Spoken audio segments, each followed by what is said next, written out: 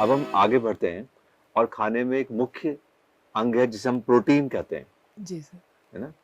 Protein हमारे खाने का मुख्य अंग है और प्रोटीन जब मेटाबोलाइज होता है तो नाइट्रोजनस वेस्ट हमारे शरीर में बन जाते हैं और ये नाइट्रोजनस वेस्ट सिर्फ गुर्दे के द्वारा ही शरीर से निकलते हैं। तो गुर्दे खराब रोगियों के शरीर में ये बढ़ने की वजह से उनका यूरिया और क्रेाटिनाइन बढ़ने लगता है, जिसकी वजह से सारी समस्या है।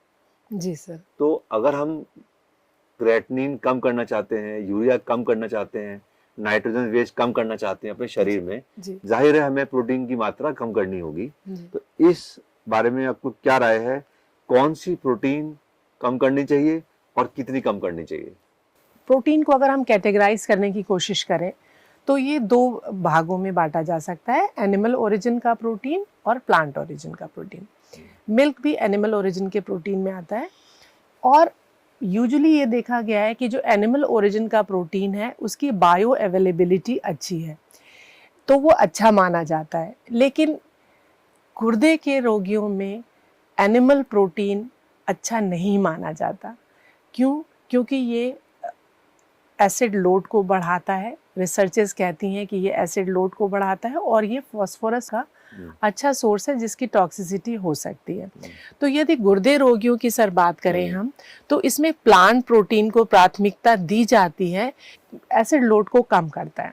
मतलब अगर आप सीधे शब्दों में कहना चाह रही हैं तो शायद कह रही हैं कि नॉन वेजिटेरियन खाना कम खाना चाहिए या नहीं खाना चाहिए। नहीं खाना चाहिए। तो सभी तरह के नॉन वेज आइटम शामिल हैं, मटन, चिकन, फिश, ये सब तरह की, या क्या इसमें? हाँ, एनिमल प्रोटीन को हमें कैटेगराइज करना पड़ेगा, मिल्क प्रोटीन और नॉन वेजिटेरियन फूड आइटम्स। तो इसमें जो नॉन वेजिटेरियन फूड आइटम्स हैं उनको तो नहीं ले सकते हैं आप, लेकिन मिल्क को आप निर्देशित मात्रा में ज़रूर लीजिए, क्योंकि आपके शरीर में प्रोटीन बिल्डिंग ब्लॉक्स की तरह या ईंट की तरीके से काम करता है। प्रोटीन को हम बिल्कुल से बंद भी नहीं कर सकते। तो प्लांट ओरिजिन का प्रोटीन, एग थोड़ी मॉडरेशन में और मिल्क मॉडरेशन में, जैसा आपके डाइटिशियन आपको सलाह देंगे उसके हिसाब से आप ले सकते हैं।